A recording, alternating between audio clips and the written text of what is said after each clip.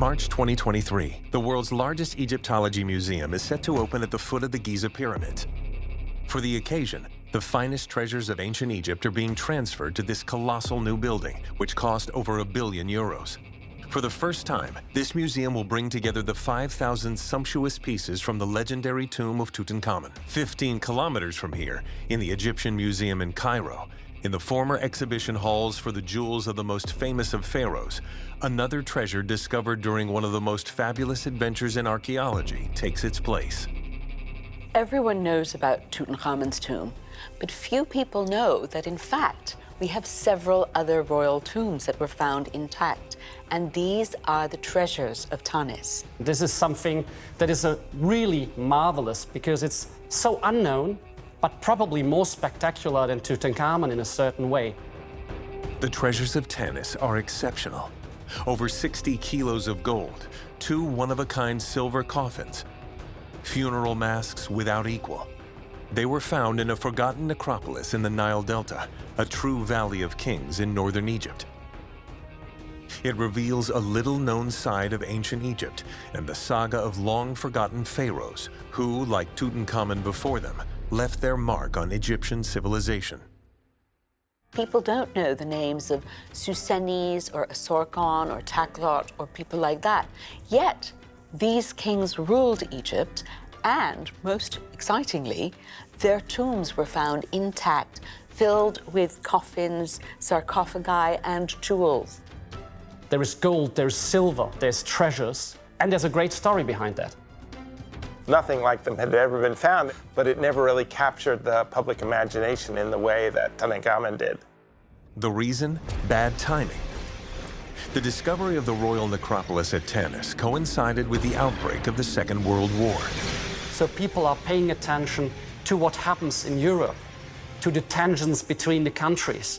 And this is so important that ancient Egypt kind of suddenly becomes more and more unimportant for the public. So it doesn't make the news media the way Tutankhamun did or the way you would think it would.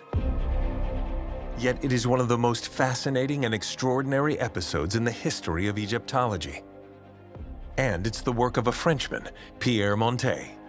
Though his name may not be well known, Tanis is, thanks to a legendary film. Tanis is a site that is not just known for its treasures, but it's also known from something else. It's known from a famous Hollywood movie. Tanis is where the climactic scenes of the Raiders of the Lost Ark movie are to be found. As is evident in this scene, the archaeological site of Tanis is at the heart of the plot of Steven Spielberg's film. It's the place where Indiana Jones takes place.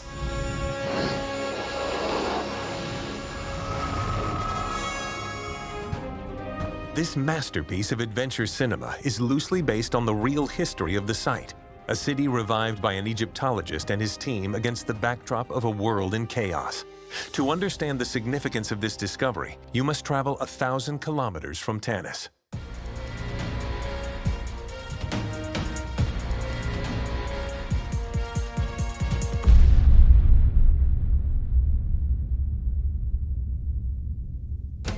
In 1921, Pierre Montet began excavations at Byblos in Lebanon. At the time, he was a 36-year-old archaeologist and professor at the University of Strasbourg. In 3 years, he unearthed the oldest Phoenician inscription ever identified and exhumed the tombs of the city's princes, some of which are still intact. When he opened the sarcophagi, he made an astonishing discovery. The rulers there regarded themselves very much as the friends of the Egyptians, and they were buried with treasures which included Egyptian items. The remains are covered in Egyptian treasures that are as wondrous as they are beautiful. This find confirms the close links between Egypt and Phoenicia in antiquity. Pierre Montet found what he was looking for in the years to come. And he wanted to trace when it started, its extent, and what it meant, not just for the history of Lebanon or the history of Egypt, but for the entire Mediterranean world. He's very much interested in this connection between the cultures. He's finding lots of evidence of Egypt in Lebanon, and he's perhaps beginning to think, what evidence might there be of foreign cultures back in Egypt? It was with this goal in mind that he found himself on the delta of the Nile in Egypt. One site in particular drew his attention: Tanis. It is a site known for a very long time, that has a very long history, a very important site just judging from the monuments that are lying around everywhere on the surface. The city had been excavated to some extent by archaeologists previously, but they had by no means finished the job. There was a lot more still there to discover. Could Tanis bear any traces of the Phoenicians or other Near Eastern people? Pierre Montet is convinced that it does. From 1929 to 1939, Pierre Montet multiplies his discoveries. In 10 years of excavations, he identifies most of the major monuments in this multi-layered archaeological site. Montet makes the city start to rise from the ashes. It's now beginning to look like a real ruined city rather than just simply a disaster zone.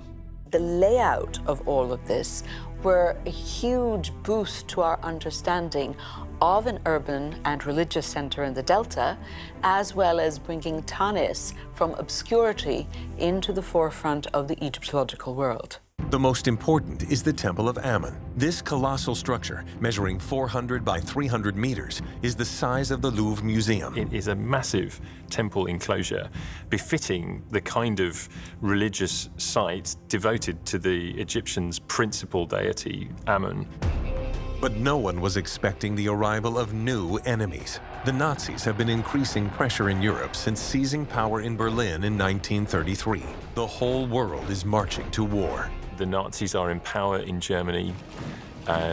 They are beginning to build a very strong nation, strong economically, strong militarily. The Egyptologist is increasingly worried. He fears he will not be able to complete his work. If hostilities actually break out, how can work be carried on? What could happen if work is suspended?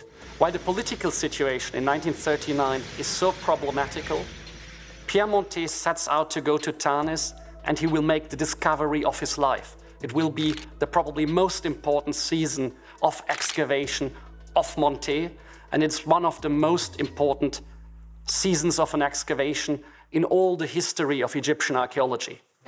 January 1939. Despite fears of a Second World War, Pierre Montet begins his 11th season of excavations. When he goes to Egypt for that season, Montet is unaware that that season will bring to light something unimaginable, something that makes whatever he'd found over the previous 10 years completely fade into the background. The Egyptologist and his team move tons of earth in search of new clues. And then comes the startling realization that if powerful pharaohs have succeeded one another here, is it possible they are also buried here? Where were the people buried? Where are the cemeteries?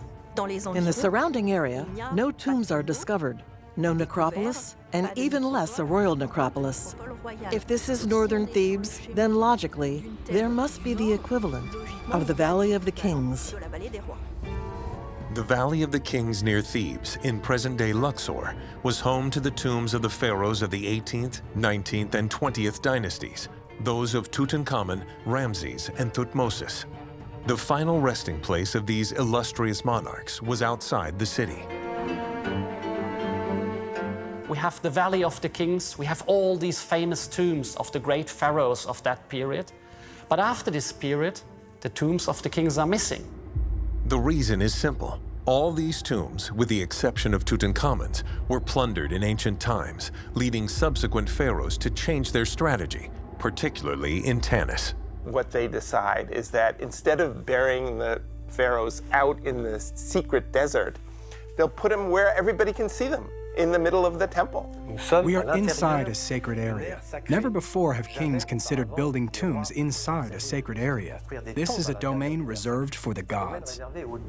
Pierre Montet continues his excavations around the Temple of Amun. He explores a number of mud brick buildings, and at one point, something fairly intriguing comes to light. At the foot of a building, a circular pit appears that has been filled in. The workers clear it, and at the bottom of the pit, they discover a stone slab. A very, very large piece of stone, which he thought, great, this is the ground. Except it wasn't. But what could it be? Pierre Montet quickly had the 8 meters of earth above the slab excavated. He falls upon a flat surface several meters long. The slab seems to continue until a protruding surface appears. While clearing it, he discovers several fragments of what are known as ushabti, funerary statuettes.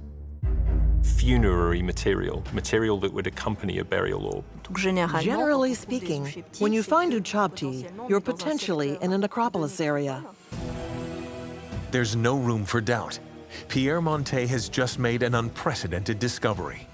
If these statuettes are there, it's because the sarcophagus of the deceased, his treasures, and his mummy are in a nearby tomb. He carefully inspects the relics and discovers the name of the dead man. And it's not just anyone.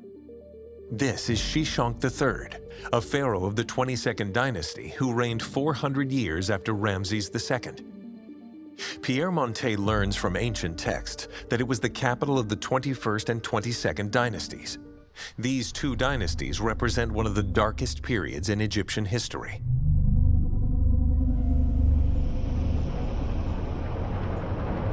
Around 1000 BC, the unity of the empire was shaken after the death of Pharaoh Ramses XI. Ramses XI, who was the last king of the New Kingdom, the last of the Ramesside kings, had no sons to succeed him. He only had 2 daughters. And so there were 2 rivals for power at the time, the priests of Amen in Thebes, who were getting very powerful, and then the kings in the Delta. So the country was almost split because we had the high priests of Amen then declaring themselves king in Thebes, but also the rulers then in the Delta also declaring themselves as king. These kings of the Delta were the pharaohs of the 21st and 22nd dynasties. They ruled northern Egypt between the mid-11th and late 8th centuries BC. Those of the 22nd dynasty, including Shishonq III, came from one of the tribes of distant Libyan origin who had settled long ago in the Egyptian Delta. Very little was known where they had lived, where their city had been located. Their capital city was not even clearly established. We just have every now and then a mention of them in some texts, a very few small monuments. We cannot really write a history of this period at that point. So this was a bit of a mystery. He continues his inspection and in one place spots a slight anomaly. He finds a gap between what appears to be the stones of this floor and puts a stick down and finds there's a cavity below. It's not a floor, it's a ceiling. Beneath it, there is a void, and that void is filled with, perhaps one would say, wonderful things. He must have been fantastically excited. He must have known there was the possibility, even if it was just a tiny chance, that he was going to find something amazing, something to rival Tutankhamun. It's quite exceptional. We are on the trail of a large building, perhaps the necropolis. Pierre Montet immediately had the slab cleared, but disappointment is the order of the day. He realizes that it masks an old thieves' hole filled in with 2 small limestone blocks. This hole is every archaeologist's nightmare. It means that somebody has got there before. So the joy of discovering and entering a tomb is immense, but at the same time, there's great apprehension and a near certainty that the tomb has been looted. In ancient times, tombs were ravaged by thieves in search of gold. The Valley of the Kings was completely looted, with the exception of Tutankhamun's tomb. Could this burial site have escaped the brigands? So he starts opening this hole. Pierre Montet has the 2 limestone blocks removed and contemplates the interior of a 2-meter-high room. February 27, 1939. The Egyptologist and his team enter this small room. It's otherwise very dark inside. They were able to see more or less. Equipped with a flashlight, Pierre Montet illuminates the walls of the room and notices that they are decorated. Hieroglyphics and engravings gradually revealed themselves before his eyes. But above all, he faces a royal cartouche, the signature of the pharaohs. So he knows that he's dealing not with the tomb of someone, but with the tomb of a king. Pierre Montet manages to read the name of the owner of the tomb he has just entered. It is King Orzakon II, a well-known king of the 22nd dynasty. After Sheshonq III, here is a second pharaoh of the 22nd dynasty. Pierre Montet doesn't know it yet, but he's just gotten his hands on a royal Egyptian necropolis, a kind of Valley of the Kings of the North. But who is this Ozorkon II? For Montet, Ozorkon II is a name he knows. He is one of the more important kings of his period, and various objects naming him have been found over the years. So his place in history is reasonably secure. We know he's quite important, but we don't know much else about him. Could this be his tomb? If so, what might it reveal about this pharaoh? The discovery of his sarcophagus and treasure would reveal a great deal more about him and one of ancient Egypt's least known dynasties.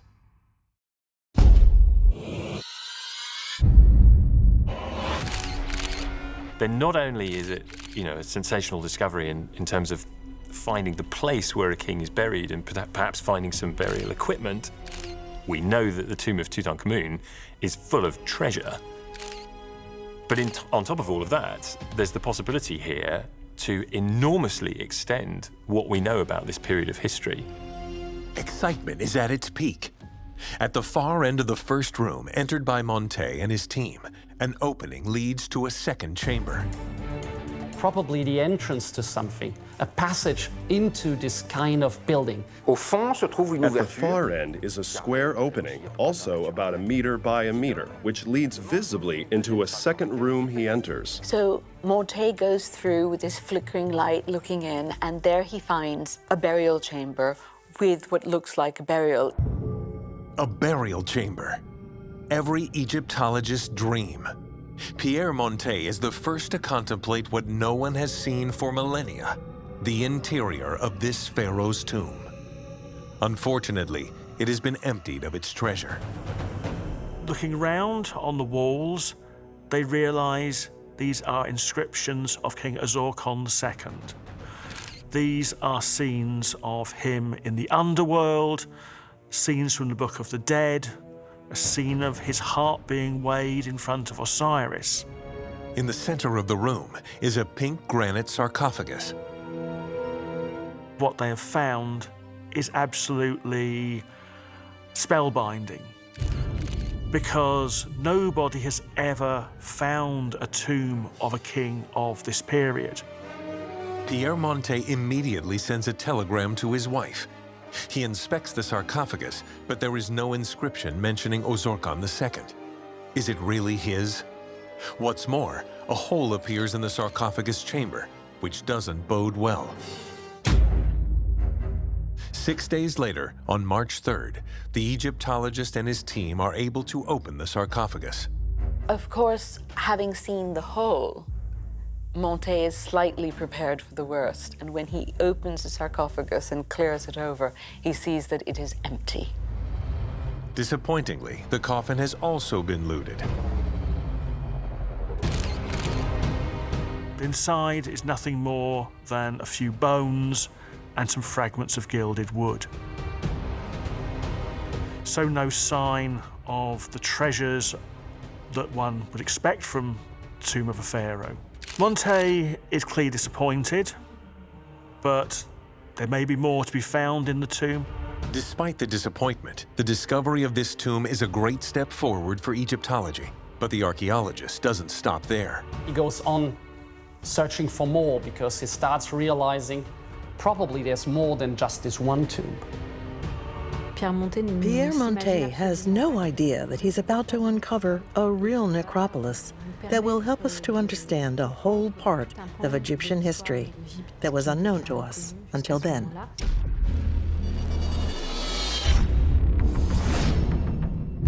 The Egyptologist examines the walls of the sarcophagus chamber and notices that a block is missing from the top of one of them. It appears to be a fairly thin partition with nothing behind it. He points out that, in fact, the proportions are such and the walls are such that there must be another room. He crosses to the other side and finds himself in a tiny room, still beautifully decorated.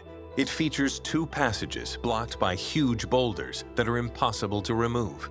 Could one of them be the real entrance to the tomb? Or would they lead to other rooms or vaults?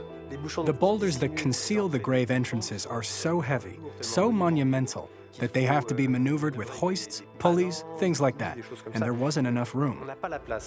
Pierre Montet then decides to approach it from the exterior.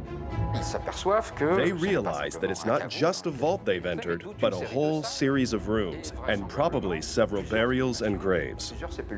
Maybe this is another tomb, and maybe it has escaped the robbers. And so with great trepidation, they enter it. It is now March 6, 1939. The archaeologist enters the first small rectangular chamber covered with mud. Pierre Montet has the layers of earth removed. A new, deeply recessed sarcophagus is revealed, buried in the ground. Excitement and joy are, of course, at their peak. A new royal tomb has just been discovered. Hundreds of funerary statuettes representing the pharaoh's servants in the afterlife are stored here. They reveal the identity of its occupant. We're dealing with a new king, King Takelot. A King Takelot, once more a pharaoh of whom we almost know nothing. Takelot I was the 3rd pharaoh of the 22nd dynasty and the father of Ozorkon II. His reign lasted 14 years between 887 and 873 BC. This was a widespread custom in ancient Egypt when a pharaoh ascended to the throne. He had to bury his own father, his own predecessor. So it's not totally illogical to find a vault dedicated to his father inside a king's tomb. Unfortunately, the sarcophagus is also empty, apart from a few gold fragments left behind by the thieves.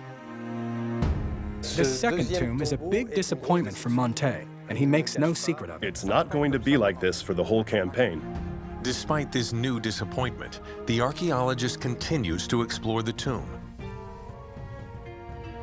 He returns to the first tomb, which he attributes to the pharaoh Ozorkon II. He detects the presence of a large granite block in the masonry of the walls. Could this be a new passageway? This granite is set into the limestone masonry with mortar joints.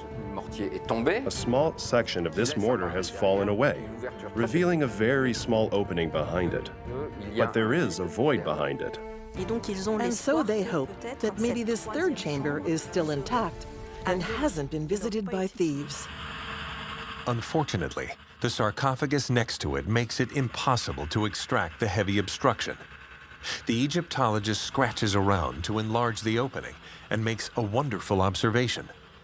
It is indeed a vault, occupied by a gigantic granite sarcophagus. The obvious finally seems clear. It was here, in this mysterious chamber, as Montet called it at the time, that the tomb's main occupant, Ozorkon II, was probably laid to rest. But it would take a little more patience before they could be certain. He would quickly realize that he hasn't reached the end of this discovery. First of all, he has found the royal tomb, something nobody has done for many, many years.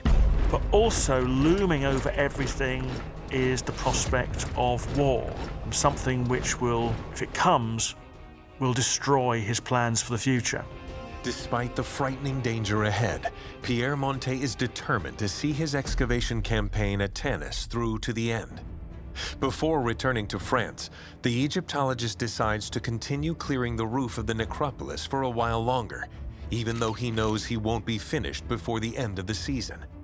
It's here that he makes an exciting and promising discovery that will finally fulfill all of his expectations.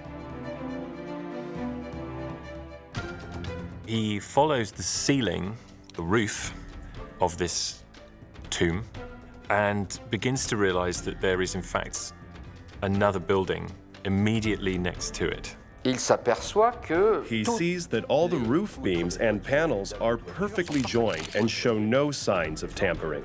aucune trace d'effraction. Et là, c'est And un that's a phénomène. very good sign.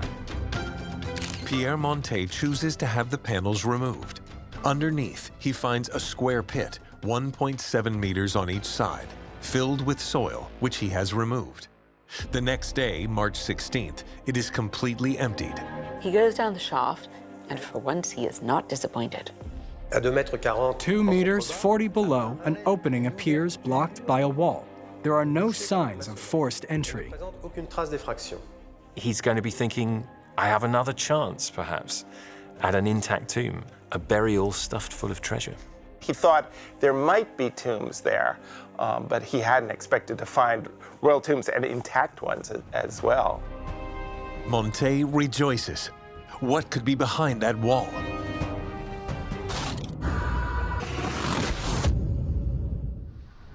The day comes to an end. He postpones the opening until the next day. Friday, March 17th, at dawn, Pierre Montet and his team descend to the bottom of the shaft and set about unsealing the wall. And this time, it's easier to remove. C'est du mortier de chaux. It's lime or plaster mortar, so it's relatively easy to loosen them and then remove the blocks. The archaeologists first enter a small corridor where they must crawl on all fours. And there's no doubt about it. It's a vault, and it's an intact vault. Intact. The walls are adorned with inscriptions and a royal cartouche, that of Susennes I, an important pharaoh of the city of Tanis in the 11th century BC. The name on the wall, he's thinking, is the clue to the owner of this tomb. But it isn't the most striking thing that he sees in this chamber. A site which few other archaeologists had ever seen or even imagined was before Montet's eyes. In the middle of this cellar, unusual and intriguing reflections stand out. He couldn't see very well, and yet the light catches something glinting. It's something metallic.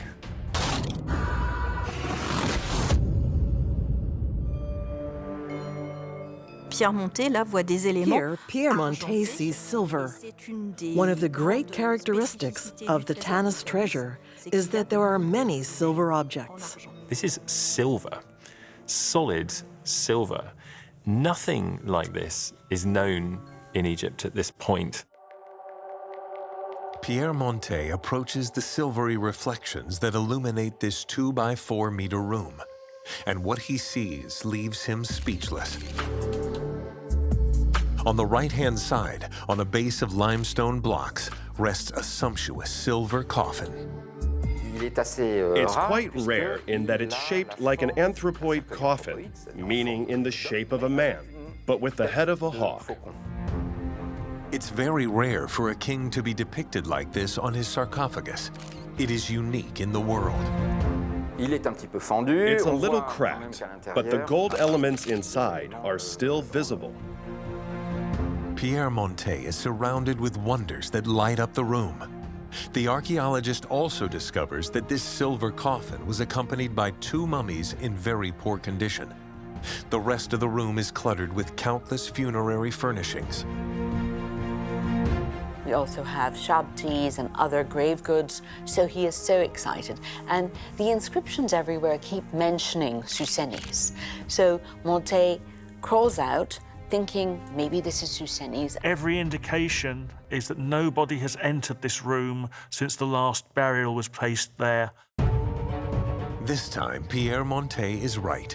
A month after his discovery at the Tanis necropolis, he has finally unearthed an intact tomb, and not just any tomb. Nothing like this has ever been found before. It's completely unique. So he was rewarded beyond his wildest dreams, but there was even more still to come that he didn't know. End of the day on March 17th. Incredible.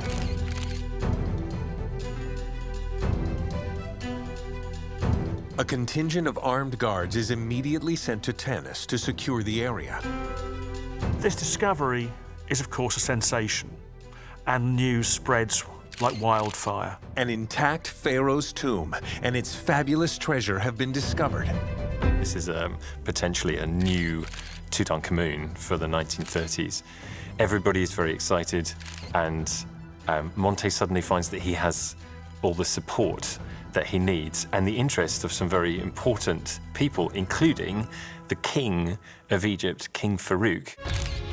The 19-year-old Egyptian king arrives in Tanis to witness the opening of the coffin, a moment in history that will bring Pierre Montet face to face with a new enigma. It's March 20th, 1939. It is with great emotion that Pierre Montet and King Farouk approach the sovereign's coffin, not suspecting for a moment that a major surprise awaits them.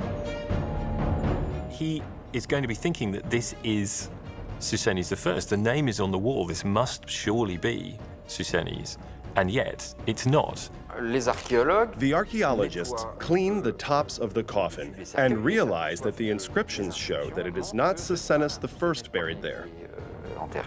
But a ruler who is once again called Sheshonk, or Sheshonk, or Sheshak.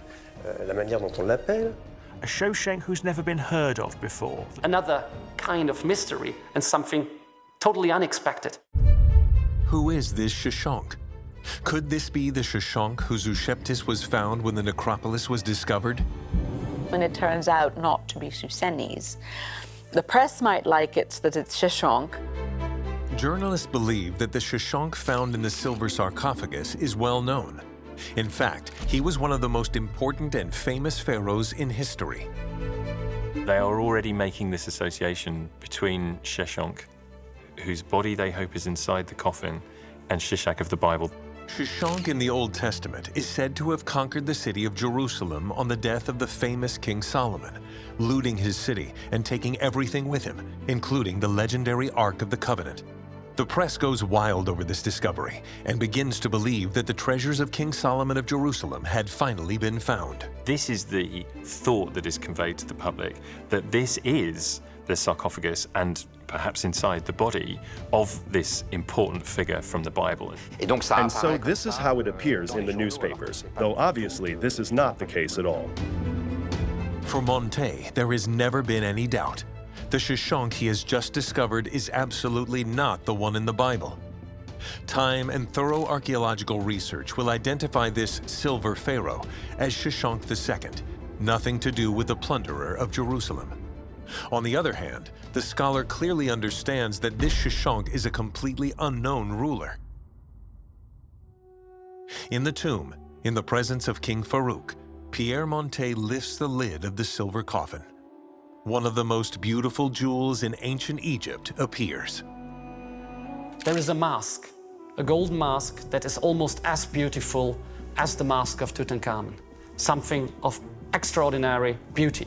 It's really quite spectacular. And then a whole set of jewels, bracelets, and chest decorations, each one finer and more magnificent than the last. The two men contemplate the contents of the silver vessel. Adornments and jewels are clearly visible and appear to be in place, but are tangled together, revealing that the burial site has sustained considerable damage. The mummy is gone. Only the bones remain. Unlike the dry climate of the Valley of the Kings, the humidity of the Nile Delta is not conducive to preservation. The remains of Shoshenq, and indeed of the other kings who were found in the cemetery, were all reduced to badly decayed skeletons. In spite of everything, the discovery is extraordinary and the joy is tremendous. As for the other two mummies, they cannot be immediately identified.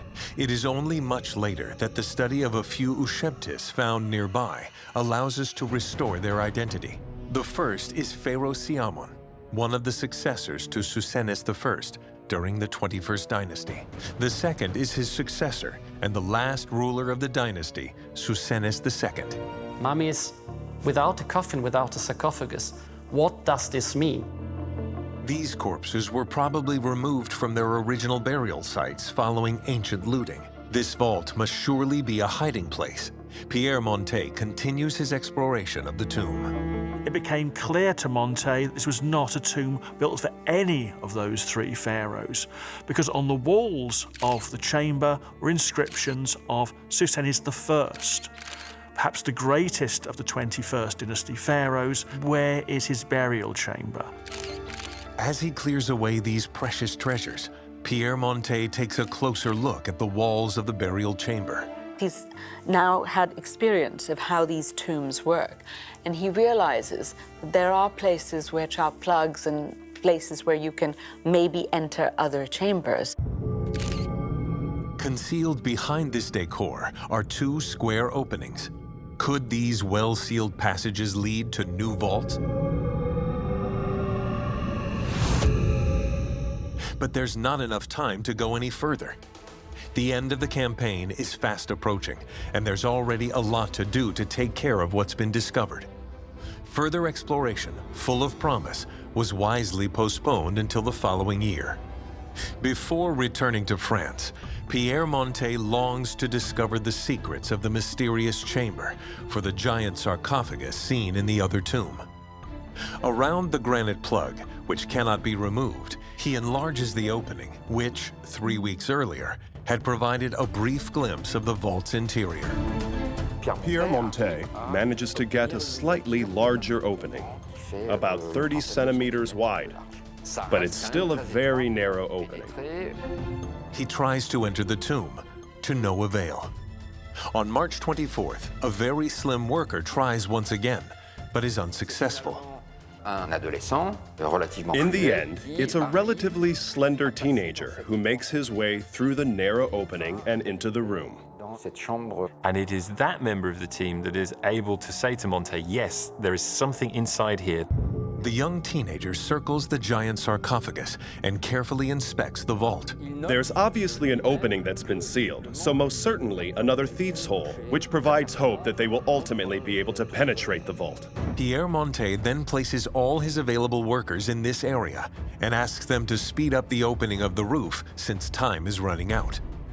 The end of the campaign, scheduled for the first week of April, is fast approaching.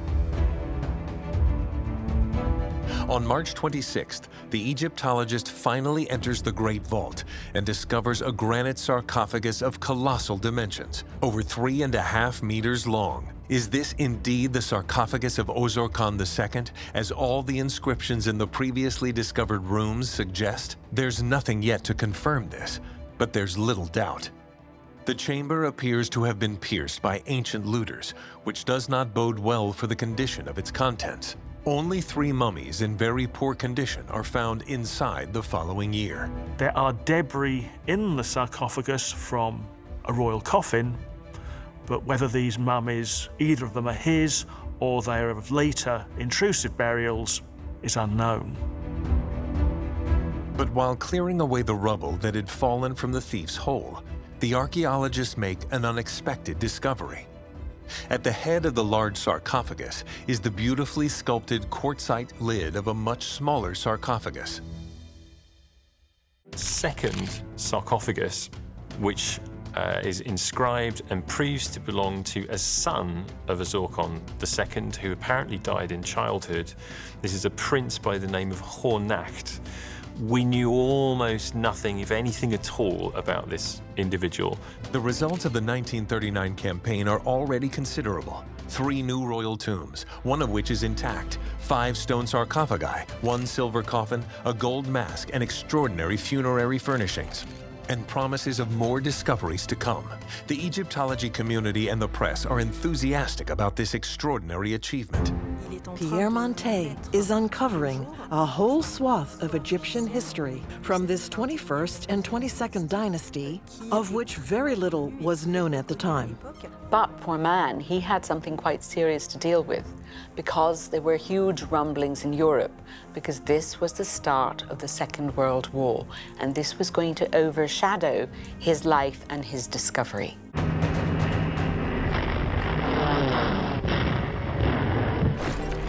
The end of 1939.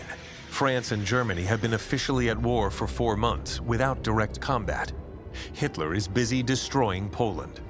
Pierre Montet teaches in Clermont-Ferrand, where the University of Strasbourg withdrew at the start of the conflict. This is a very dramatic time. What does the future hold? It's a complicated time for Pierre Montet because he's not sure he'll be able to return to Tanis. Despite international tension, the archaeologist wants to return to Egypt, where the treasure of Susenes I awaits him. Though France is in a state of war, he somehow manages to find funding for a new excavation campaign. Although he imagines finding new jewels in the royal necropolis of Tanis, he doesn't expect to make a discovery as important as that of Tutankhamun's tomb.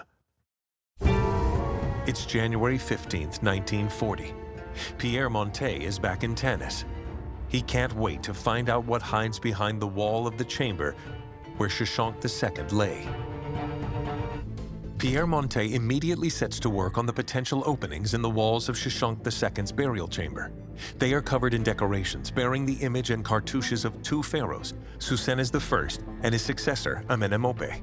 Without hesitation, the Egyptologist chooses to begin by exploring the vault of the first. The problem at the outset is that the doorway is blocked by an enormous granite blocking stone, enormously heavy.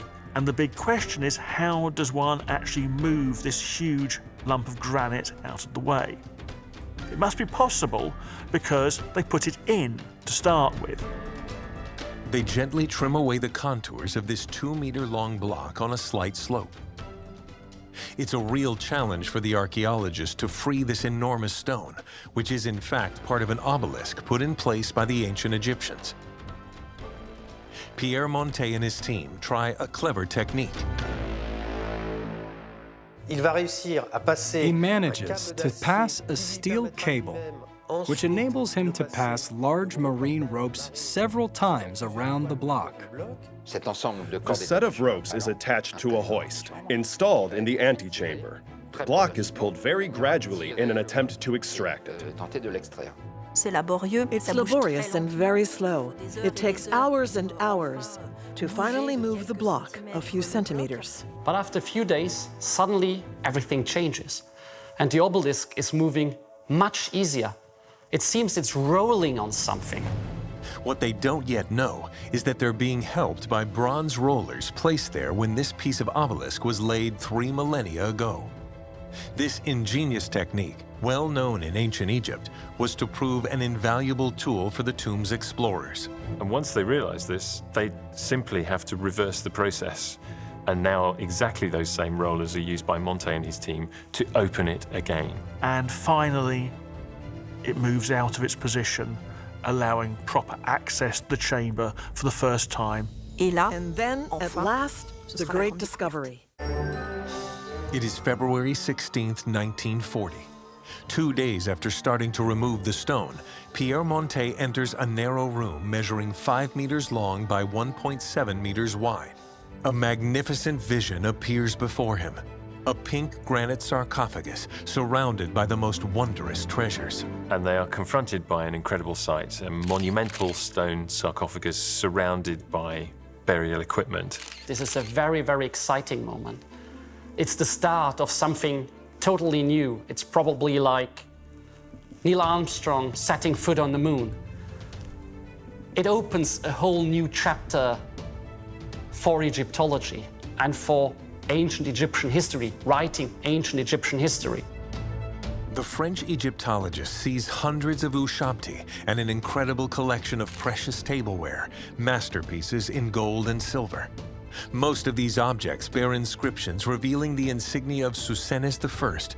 There is no doubt about it. This is his vault, and its contents are intact.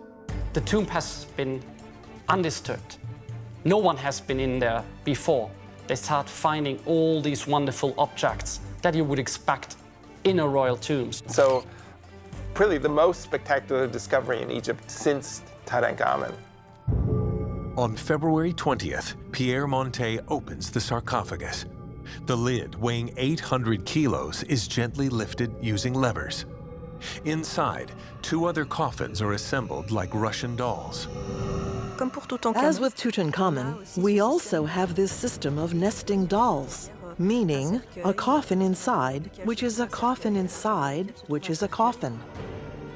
The last of these is one of the most beautiful jewels in the history of archaeology, a new silver coffin unlike anything in the world. This time, it doesn't depict a falcon's head like the one on Shishonk II. This is the face of the pharaoh.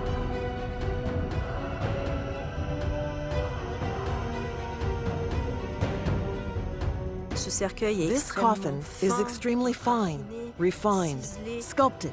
It's a pure marvel, a pure jewel. So this was something, except in silver, to rival what we had in Tutankhamun's most inner coffin. When the silver lid is lifted, a new surprise awaits. And then inside that, of course, is a spectacular gold mask and the mummy of the king covered with jewels and spectacular gold. Unfortunately, the mummy is in very poor condition, but it is surrounded by marvelous jewels such as these chest plates set with fine stones, cases for the pharaoh's fingers, these rings, and these bands. There are no fewer than 26 bracelets and numerous necklaces, very heavy. One necklace alone weighs 8 kilos. A second, almost as much, 7 kilos. A bracelet weighs almost 2 kilos of solid gold. It's a colossal discovery for Egyptian archaeology, a treasure worthy of Tutankhamun, and the discovery of a powerful pharaoh from the 21st dynasty. Susenes I is not just any pharaoh in Tanis, but the king who built Tanis. He built the great surrounding wall that encloses the city's major temple, the Temple of Amun, as well as the number of other buildings that bear his name. His tomb expands the field of knowledge of the 21st Pharaonic dynasty. Despite the exhumation of this precious treasure, the Egyptologist is not at the end of his surprises. On April 16, 1940, 2 months to the day after the great discovery of the silver sarcophagus and treasures of Susenes I, Pierre Montet inspects the second burial chamber behind the other blocking stone. And so he opens that up and then again finds another largely intact tomb, that of Amenemopet, the son of Susenes I. Once more, a chamber full of wonderful things, full of treasures. Once more with the mummy that has fallen into dust. But once more, he finds another king in Tanis. Such an event should have shaken the whole world. But it is the spring of 1940, and France has just suffered a heavy defeat at the hands of the Nazis. Paris is occupied, as is the northern half of the country. It doesn't make the news media the way Tutankhamun did or the way you would think it would. The discovery was found just at the wrong time. As a result, it never got the publicity it deserved at the time, and really subsequently seems to have been lost in obscurity.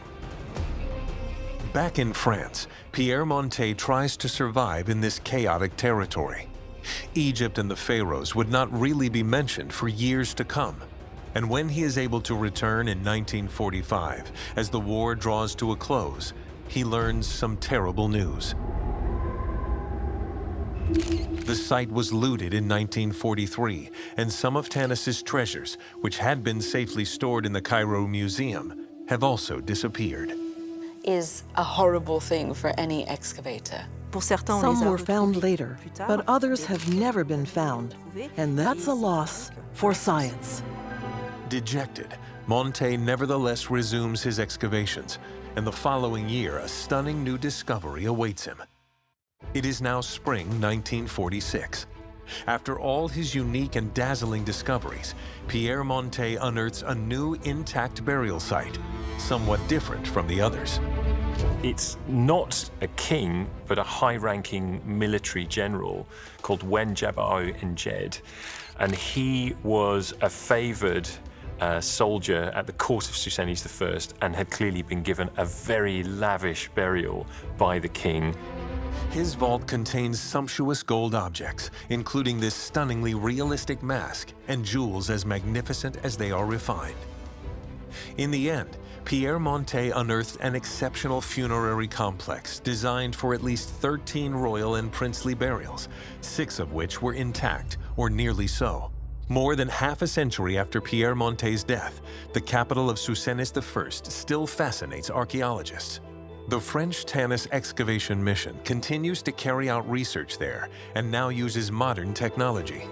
Let's not forget that the site covers an area of 220 hectares, and that the temples that have been excavated represent only about 15% of the entire site. The city itself, which surrounds the temples, has never been explored. The whole city is there lying under the ground, so there's hundreds of years of work left to do at Tanis. So it will yield, I'm sure, more spectacular discoveries as the days and years go by. A site that may have slipped under the radar due to history, but which could well be the focus of attention in the years to come. Who knows if fabulous new treasures will be discovered by a new generation of adventurers in search of lost pharaohs.